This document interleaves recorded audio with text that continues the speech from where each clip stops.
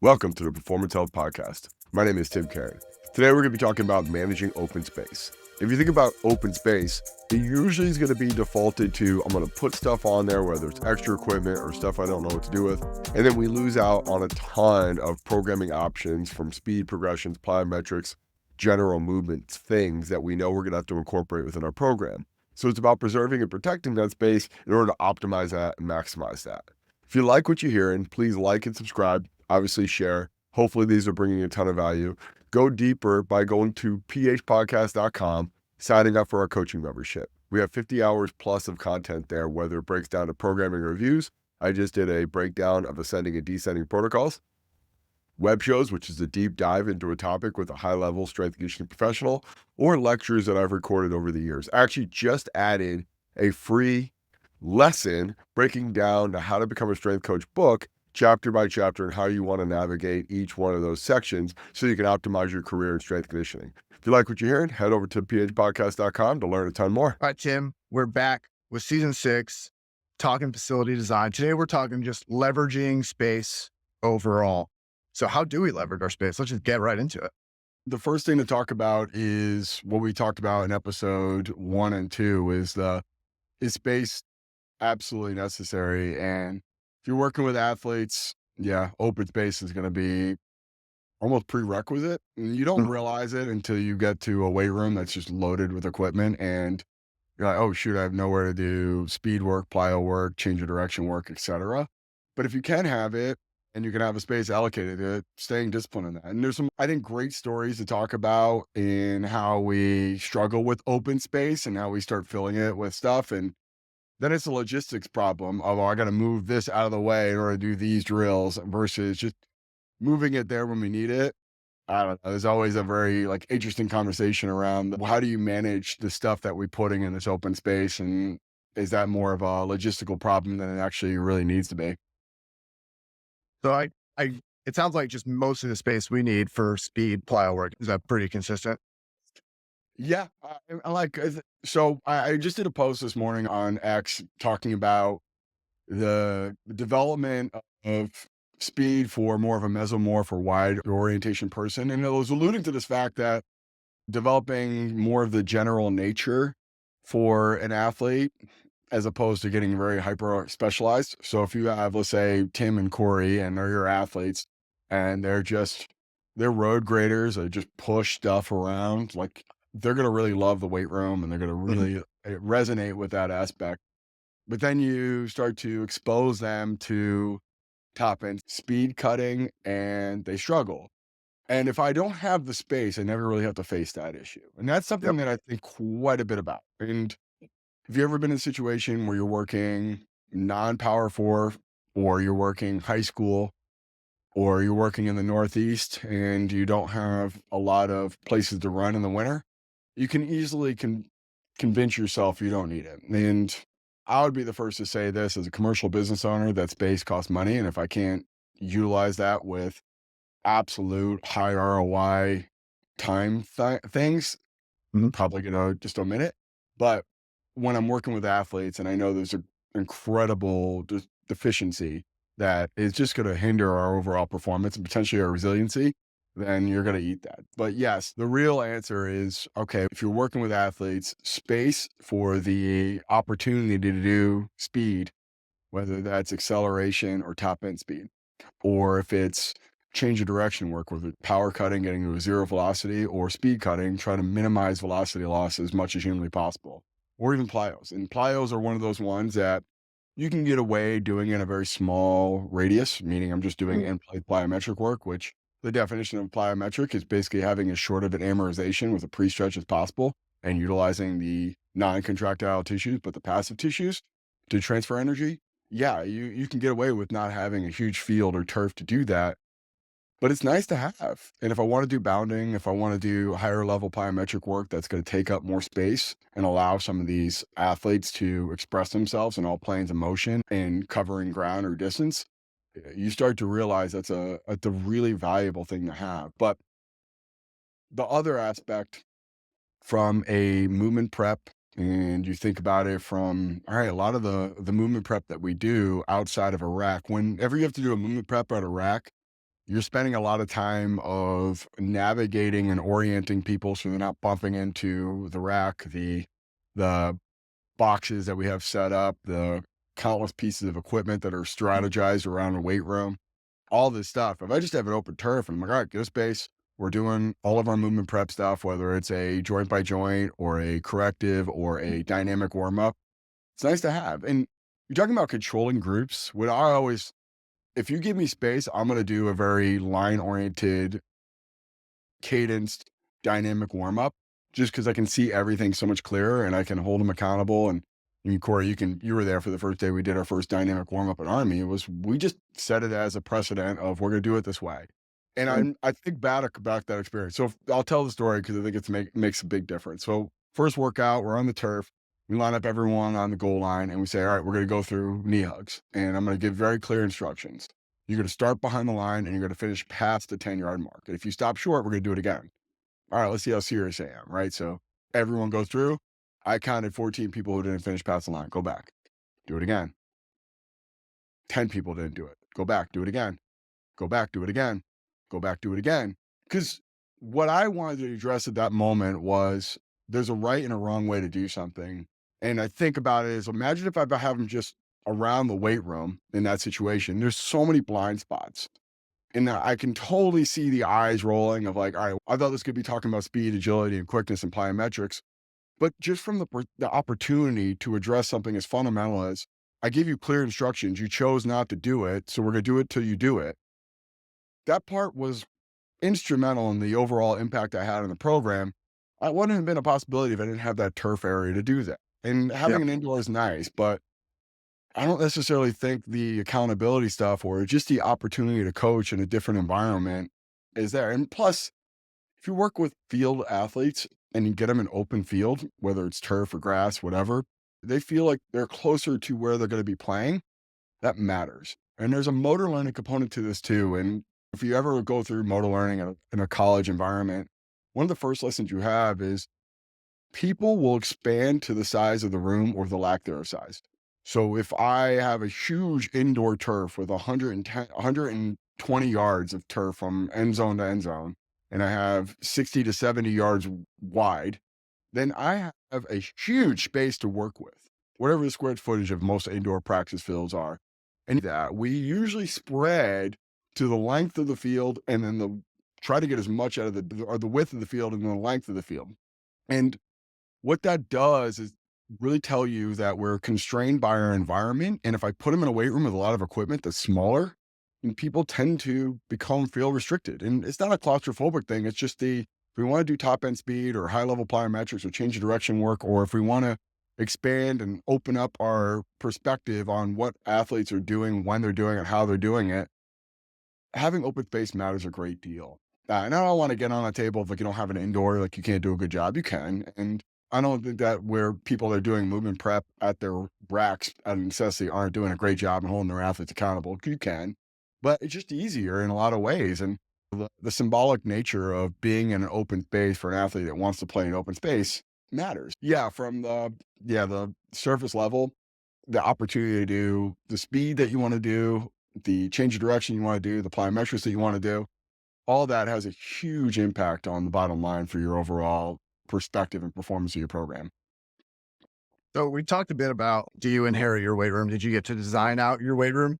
How can Mm. we maximize our space in a facility like that we inherit? What are some tools we can get so we can still check those boxes for speed, development, plyos, all that?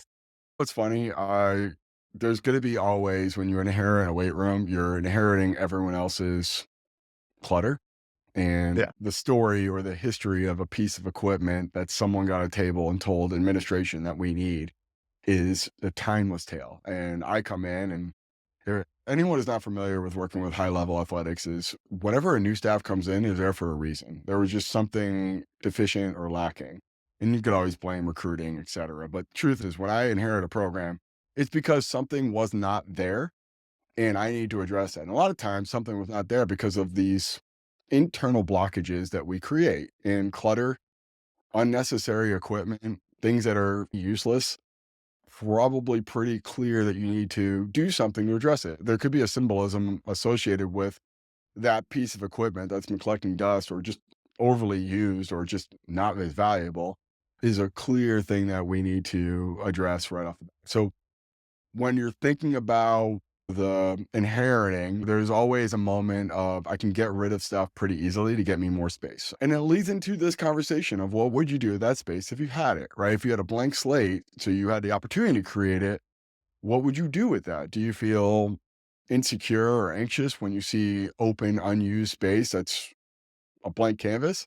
And there's an exercise you utilize in my foundations course of most strength coaches are bullet point. Listen, I'll land the plane on this metaphor, but I think it makes a big difference for when we're looking at the setup of our facilities, and the open space is an area that I think a lot of us struggle with because it's just there's nothing tangible. If I see a leg extension, I know what that thing does. It does a leg extension and it works your quad or knee extension. If I see an open turf, it is 100% up to my imagination. And where I was like going with that example before of that, all right, you have a problem. We want to treat it as a complicated thing. We want to have some sort of start and finish and a order to that chaos that we are ensuing with complex, open, adaptive systems of athletes. And we want to really constrain that to a very simple binary list of things that I need to do. So if I have a rack, it's probably going to fall into a push pull hinge and squat with a barbell, right? That's pretty simple. And the nuance and the variation I can do is infinite, whether I start to toggle the exercise selection or the variables associated with it. But the truth is, when I see open space, that gets into this. We are now addressing a very chaotic or even complex, meaning there's no direct order on how to utilize it. And then it gets into, all right, do I struggle with that space? And do I look at that space as a very intimidating thing that I really don't know where to start? And we see a lot of conversations around how do you structure your movement prep or how do you structure your speed session? And yeah, it probably falls into a very simplistic way to do that. We got to sprint hard. We want to get faster. We got to do change of direction if we want to become more agile or having a more effective transition to what they're doing in sport. We could probably see plyometrics of, yeah, shortened ground contact time. But all that becomes so much more challenging when we just have a blank canvas. So the exercise I utilize in the foundations course is I start to make everyone start to create a mind map. Start with the central problem and just start creating clusters of bubbles that are related to that problem. And wherever that cluster is, it's probably telling you where you're hardwired to go to or navigate to. And show me your weight room. You can tell me your philosophy. That's the same thing we get with the mind map. And I'm like, where are you making the most bubbles? The area that you want to just scratch off and say, I want to go in an area that's not in that direction. And the idea behind a mind map is to open up neural pathways that are hardwired to go in one direction. And I think the same thing for an open turf or whatever surface area that doesn't have any equipment. It's just a blank canvas. It's open. It's completely nondescript. It's not determined. And you have an incredible opportunity to do something you've never done. And that's scary and intimidating, especially if you got 110 football guys in front of you and you're staring at them going, I got to make sure that we are getting through everything we need to do in a timely and organized manner, but it's actually translating to performance. And you might see a open space lead into overly structured. I've seen programs that are doing foam roll on the whistle. I've seen about a 30 exercise inventory list, and it's not coaching any quality, but just hammering through stuff. And I think that's the reaction to feeling insecure and anxious around having open space, is controlling that environment more, where it's a blank canvas. Like you can draw a Bob Ross mountain with some trees, or you can do an abstract painting. There's no real predetermined. The value of art is it's non non specific to anyone. It's just open, and beauty is in the eye of the beholder. And that open space means a whole lot of different things for a whole lot of different people. And that's the part where I really like to look at weight rooms and overall facilities and go, how do they leverage this? There's very minimal ways that we can structure our weight room. We talked about it last episode, what between the rack base versus or two episodes between rack base and assembly line. There's going to be a finite amount of ways you can do something in there versus an open base and the movement prep and the speed, the plyos, etc.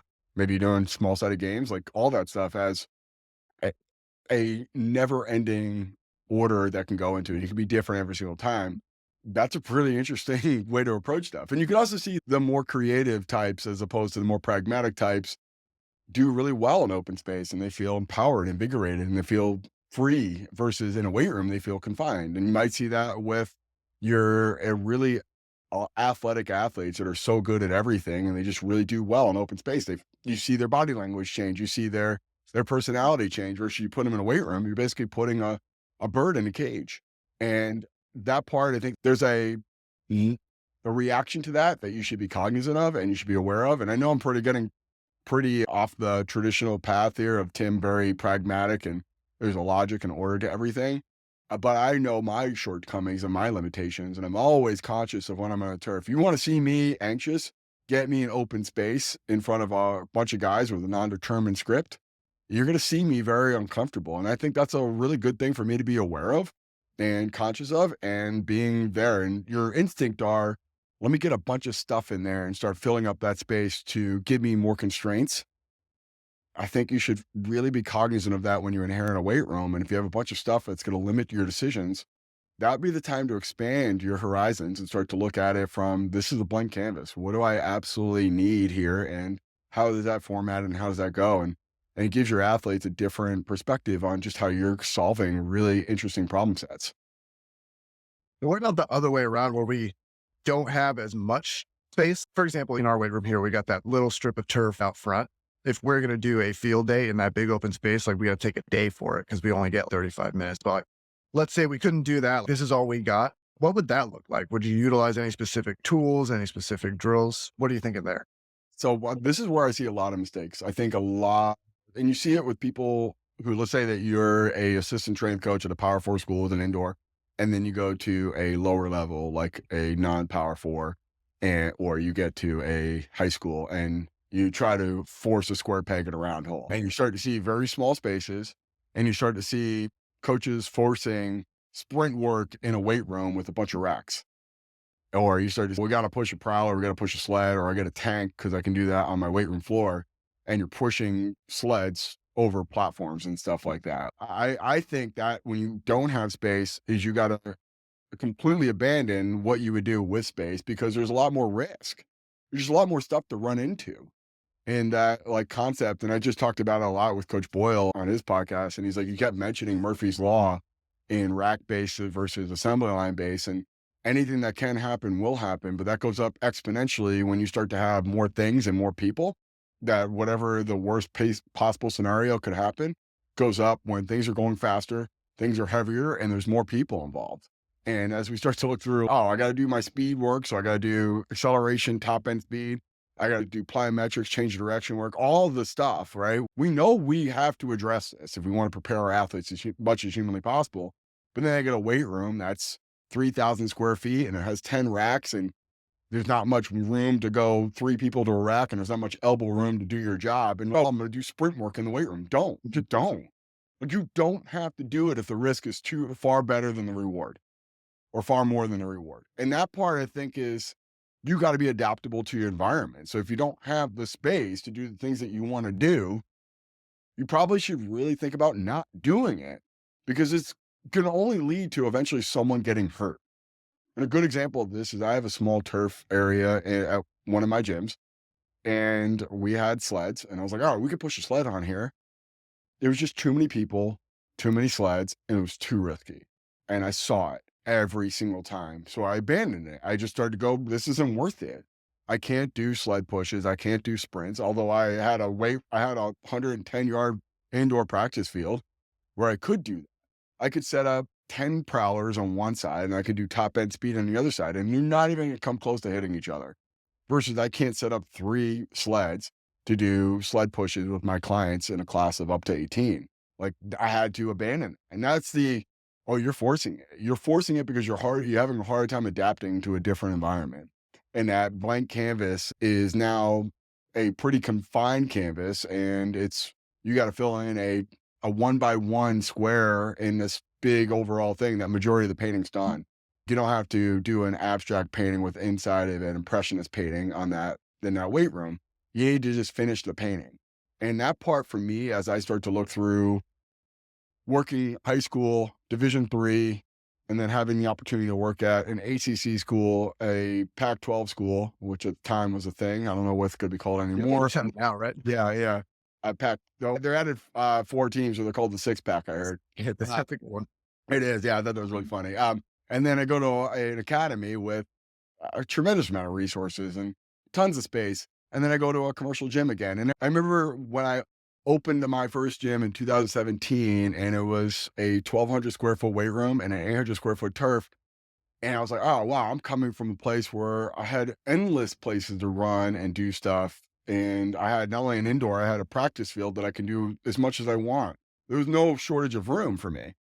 And then I go back to that. I'm like, forget everything I just did in the past 10, 15 years of my college strength and conditioning career. Go back to Division III, go back to high school. Go back to what I would do with nothing and no space and a bunch of athletes that aren't going to be as aware as they should be. All right, I got to be accommodating to that, and I got to be malleable to the environment and really associate that. So plyometrics, okay, it's going to be in place and stationary. Change of direction work, it's going to be maybe some like constrained extensive plyo work or just short rapid fire footwork drills, whether I'm going to do a box drill or I'm going to do a line drill, maybe jump rope. That's like the extent of my extensive plyo stuff. I'm going to do some in place counter movement jump. Change of direction work like hard 5-10-5s, L drills. Nope. Speed cutting. Nope. Start doing some top end speed. Nope. But then you start to figure out ways to work around it. Like I can work top end speed by getting a curved treadmill and working frontside mechanics. I can get acceleration mechanics by doing wall drills. And yeah, is it as good as sprinting or doing wicket runs? I think anyone who's listening to this would probably say no. But it's best I can do with the context and the environment I have. And it makes me more capable in that and saying, all right, this is what I got to do. And I would talk a lot about that with any professional athlete that would hit me up. I want to work out with you. Here's where I'm going to come up short. Do you think that would be as much of a limiting factor to what you need right now? And do you need to explore other options? And that's just the reality of the beast. And I didn't create a facility to accommodate professional athletes. I created to create a great place to train for some adult gen pop that want to have really high quality strength and conditioning. And what do they need? And what is the absolute most amount of space I can get away with while still making a profit? And there's just a difference of setup. And at Army, at USC, at Georgia Tech, a little warmer weather, I can run outside year round. I had a little indoor turf I could use. I had a bunch of stuff. In Army, I had a massive indoor turf that I could use. So all that stuff, let's just forget all that and let's start from scratch. And if I go to a high school tomorrow, it could be that same thing. What do I have availability to? What do I know I could do? And then how do I close that gap with the space that I don't have? Yeah. So it really just boils back down to chances are we're inheriting some situation and we Yeah. can't try to, if everything's a hammer or if if you only have a hammer, everything's a nail. Wow. Yeah. Got a tongue twister there, but Yeah. we got there. Yep. Oh man. Do you got anything else you want to add, specific tools? 'Cause before we Yeah. were talking like the 1080 sprint, I think those would be good to get into. Yeah, I do. So one thing that I think is often missed on some of the indoor practice facilities is they're shared. Mhm. It's not like you have a complete single usage. And you see this a lot with weight rooms I shut the lights off, I lock the doors. I'm not worried about it overnight. But indoors, if you don't know, but you should be worried. There's going to be a community of folks in there. It's a way you justify having this grand thing because it's good, right? It's a good thing that the indoor practice field is servicing the larger community outside of just that. And it goes into the whole premise behind ride sharing. If 90% of the time you have your car, a depreciable asset, it sits parked, right? And the same thing with an indoor, that if it's only used for an hour a day and it's this grand space that costs this much to keep the lights on and heat and air condition, that's not a really great investment. But if it serves a community where winter teams can run practices and have a great opportunity to move and stay active, it's awesome. But if you got a run rocket, if you got a 1080, those things aren't cheap.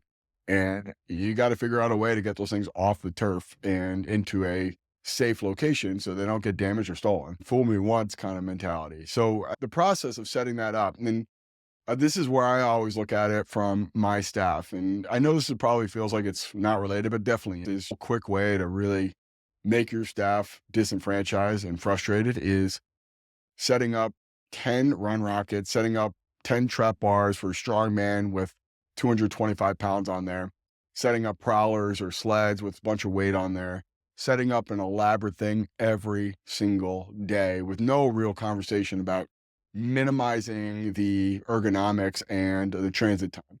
So if you want to get into these things and you want to have really high end tools and you know that you're going to have this inevitability of shared space with a bunch of people who don't have the same perspective on the value of these tools or how to use them, or just quite frankly, think it would be great to have for themselves, Mhm. you need to be cognizant of them and having a plan when I invest into these tools. And let's just talk about, all right, what does some of these tools do? And for a sled, that's pretty simple, right? There's a push it or pull it, and you get into the I want to minimize velocity drop. So maybe I want to have a percentage of velocity based off my best 10, my 20, my 40, etc. And I utilize a pushing sled because I want to get a little heavier resistance, or I utilize a pulling sled because I want to have some sort of resistance, but not in a gross amount that's going to have this massive velocity drop and it's going to be more ground contact time.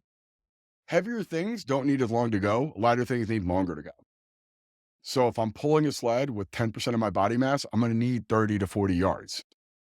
If I'm pushing a sled with 100% of my body mass and maybe even more, I only need 10 to 20. Mhm. So if I have a 30-yard turf that I can use, if you're going to invest in a pulling based sled or a lighter resistance, you might be better served investing in the thing that I can load up heavier. And when we look at a run rocket or a 1080, that's trying to that some of these things have a tremendous amount of resistance. But when we're thinking about it, it's probably the bigger value is to have some sort of mild resistance for extended period of time or extended distance. You might be better served if you have a smaller turf area. Let's say that you have your weight room and a 20-yard turf to invest in the things that are loaded up heavier. Now, I think the same thing for this like light, heavy continuum. So med ball work that we want to lift something heavy and want to throw something light. And when we think about setting up our med ball work or our plyometric work, the amortization or lack thereof, the slower it is, usually means it's heavier. And the faster that amortization or that transition from an eccentric concentric is shorter or smaller, the lighter it is. And when we think about a med ball or anything we're trying to propel, there's two conversations to be had. I need to throw this thing really far, whether it's a med ball backwards over a med ball toss or a shot put toss or something of that nature, or I need to do this something really heavy where I'm doing an over shoulder clean, more strongman type of stuff. So there's that continuum. But there's a whole nother conversation about usually with these indoor spaces, there's a bunch of walls. So do you have accessibility to a wall where you can do extensive med ball work? Or maybe you didn't have enough foresight to go to the person that was designing that room saying, I don't want sheetrock all over these walls. I want cinder block or a solid wall where I can throw against because I only have 20 yards of turf because I can't projectile something 30 yards. All right, I need to get into this. Give me a med ball wall of that. So we're thinking about like extended distance work with light resistance. There's you're going to need a lot of space. If we're thinking about I want to projectile a light med ball as far as humanly possible, you're going to need a lot of space. But if you have small, you're going to need heavier resistance sleds or heavier resistance when you're running, and then you're going to need either heavier med balls or a wall to throw against. And all of that being considered, it gets into this. If you have a 10 by 20 turf, you're probably going to find heavier sleds and you're probably going to have to find a med ball wall or heavier med balls. And I know that sounds like limiting, but you just got to be realistic. You can't do a 1080 sprint when you only have 20 yards of run. You could, but I don't think it's as valuable. I don't think the tool is as good as it could be based off the amount you need to spend it. You're better off just getting a very like cheap sled, loading the hell out of that, and working acceleration mechanics, which you have longer ground contact times anyway, and then getting either a med ball wall or a heavy ass med ball and trying to clean that and move that thing and do strongman as much as possible in that small space. And that all this equipment that we can get. And I go back to the original part though of heavier things are harder to move. So if you have a staff that's having to constantly move stuff 30 yards or 100 yards across like a chasm from the weight room to that, and you're worried about it getting stolen, do it yourself as a head coach and say, okay, this is actually above and beyond. don't pass the buck on that because your staff is the one breaking their backs to get this thing set up. And I'm I'm biased on that, but I've had multiple situations where I've had to set up really elaborate movement prep and speed, agility, quickness, and plyometric because it wasn't well thought out where we're going to store this stuff in between sessions. And it goes into even the movement prep too. We're going to do it as a group and we're going to do a lot of like body weight, minimalist equipment and just, hey, blow a whistle and just knee hugs, world's greatest stretch, etc. And then let's get your own individual island. You're going to grab a mini band, a foam roll, a jump stretch band, a hurdle, and we're going to go through all these things there. And I'm going to set up 100 of them. And that's a lot of equipment that you got to think about as well. And as we go through stuff like this, you get into it'll probably be easier if we just do this in pods or stations. So we'll do mini band here, we'll do foam roll there, and we'll do jump stretch, like stretch stuff here. And there's all that conversation around, okay, if I only have like a 10 by 20 area and I have 100 guys in there and we're doing 3 stations, maybe you have to scratch some of this stuff. And from an equipment standpoint, from a organizational standpoint, the space that you do or don't have has a big impact on what you should or shouldn't have. And there's always a nice to have, and maybe you have the budget to get some of these things, but you should really think twice about investing into it. And then when I see another wrinkle of this, of where are you guys storing this in between sessions or after sessions, and how much utilization you're getting out of it, and is it really congruent with the space that you have? You start to inventory of, was that a good or bad buy? And there's never going to be an administration that's going to go, okay, let's go through this process of evaluating the quality of purchases that you made, because you always get in a hill. But this is why I get into that's why I was at the beginning, I said a lot of stuff is just not useful for that environment. So if I have a small like turf area and I have these like elaborate speed tools that are better for larger spaces and they're just sitting there collecting dust, like you might actually be better served getting on Facebook Marketplace and trying to sell it and get some stuff that's better for that facility. And I know that's hard for people to go. I know how much that stuff costs and I know the potential value. Its value is limited by what you don't have. So you need to address that. And then I think there's a conversation to have about, man, like a good old fashioned hill. And I see there's a lot of like weight rooms that are building this into their weight room. Yeah. And I think it's awesome. I think it's great. And I think it's probably one of still to this day, you look at the slope of a hill, like from a 15 to a 30-degree slope, which is just pretty steep in terms of slope, and the potential ground contact time being equivalent to the resistance in a sled. That part, it's really invaluable. And I think a lot of times you get into that. How do they get that? If you're looking at it from, we're going to have a second level with maybe some cardiovascular equipment to just appease the powers that be, because they're like administration and head coaches, like, where am I going to be able to do elliptical watching team train or watching film, or just coming in there and you're like, all right, you want to build a second level for some ancillary pieces just because you feel like it's necessary. It's not out of my pocket. I don't care. That's when you say, instead of stairs, can I just put a hill? Mhm. And yeah, it might be going up 20 feet. Okay, that might be too steep of a slope. There's a good conversation to be had there about doing that. And a lot of times we'll try to find a slope surface that's anywhere, and we rely on maybe a concrete, and that can lead to some tendinopathies pretty quickly just because a lot of pounding.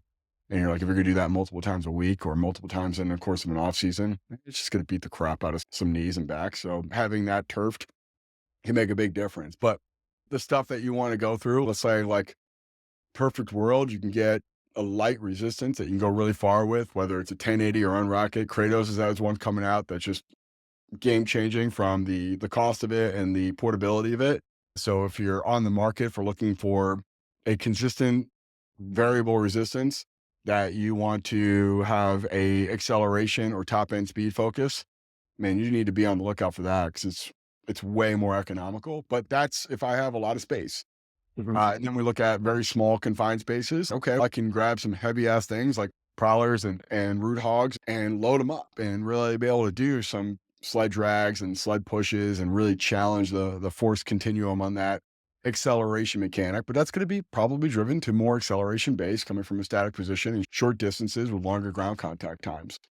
And then from plyometric, if you can get a med ball wall, you should always try to get that no matter what. If you can get a space where you can projectile med balls as far as humanly possible, like great, that's awesome, do it.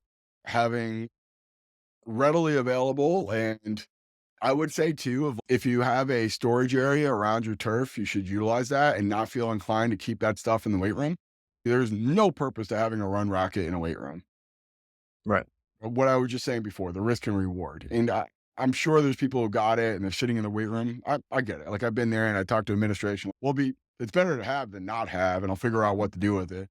If I'm keeping in the weight room, it's just basically like playing with forbidden fruit. And you're going to sit there and say, like, all right, let's have them do some run rocket over these platforms. Like it's just there, right? Some young, naive strength coach is not associating that these kids are not invincible and they can get hurt in the weight room just doing stuff like that. And you're like, oh, okay, maybe I need to address that issue and not put that there. So if you want to get these things and you don't have a storage thing around where you're going to be running and doing this stuff, like I would say if you're storing in the weight room, maybe not the best decision. And then the final aspect would be change direction. And change direction is still to this day minimalist equipment. Maybe you can set up some eye hooks against the wall. So like we talked about the med ball wall. So if you get an eye hook, you go down to Home Depot or you have someone that's really handy, they can set up eye hook into either a stud or into the concrete or a cinder block. And that's anchored into the wall. You can set up some bungees or some jump stretch bands where you can work some resisted frontal plane work like shuffles or crossover step and karaoke. And you can work some overloaded, maybe you're working decelerating mechanics by starting off with a stretch position and pulling them in. The one thing I would say again, though, is you need enough of a gap between that eye hook wall and where people are going to stop. You don't want them stopping with 1 foot of that. And if it's, I just don't have enough space to move off the wall, maybe you should be very careful of that. And easily you could turn that into a Eyes Wise Tees W station with bands for throwing athletes. And yeah, you can do that and that's fine. So you can always work that stuff. And especially if a lot of your baseball guys or quarterbacks or discus and jab people are working in the indoor and working through some of their throws, like throwing work, and they want to get some shoulder health stuff and you have the eye hooks there. But these are very cheap, very affordable things to do. And you could just set them up there. Just if you have no idea what you're doing, make sure you get a paid professional to put that into a wall because you don't want that thing snapping out because that's a big liability. Was there? Yeah, exactly. Know your limitations as a strength coach. Like my poor wife. Like I think she has expectations that I'm good at things. I'm like, no, I'm pretty limited in what I'm good at. I can't fix anything or solve any problems with stuff I have no idea. And please don't ask me to go anything outside of strength conditioning, nutrition, performance, mindset around that. But if it's an opportunity to do that, wall space and med ball walls and eye hooks and work and change direction. But in terms of like the power cutting and speed cutting, power cutting's okay in smaller distance, smaller like radius turf areas. Speed cutting gets expanded out, just like we're working top end speed. And now that stuff makes a big difference over time to really having a very comprehensive and valuable use of the space. And from a organizational standpoint, I know there's probably some folks out there that like football world. You can't get outside of the fact that these guys are savants when it comes down to organizing large groups. And if you watch their movement prep, I get so like jaded on this one because show me a track warm up and I'll say this is just a waste of time. Like I've seen track just hemorrhage time and just do stuff that just, this is stupid. This is just unorganized chaos. And then I see a football workout where people are like, this is overly rigid. It's overly structured. It's too constrained.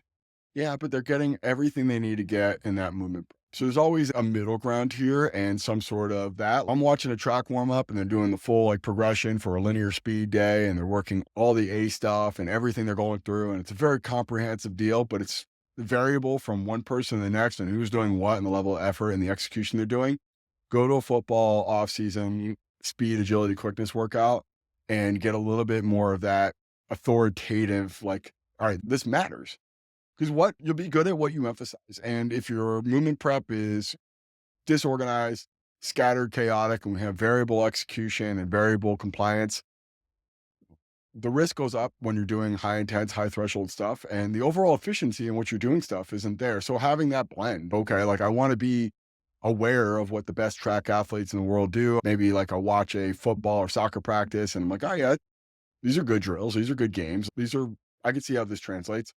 But then getting over to a football offseason workout and go, okay, like there's a value to this organization and having that blend between I need a certain rigidity to getting as really good quality of a session as possible.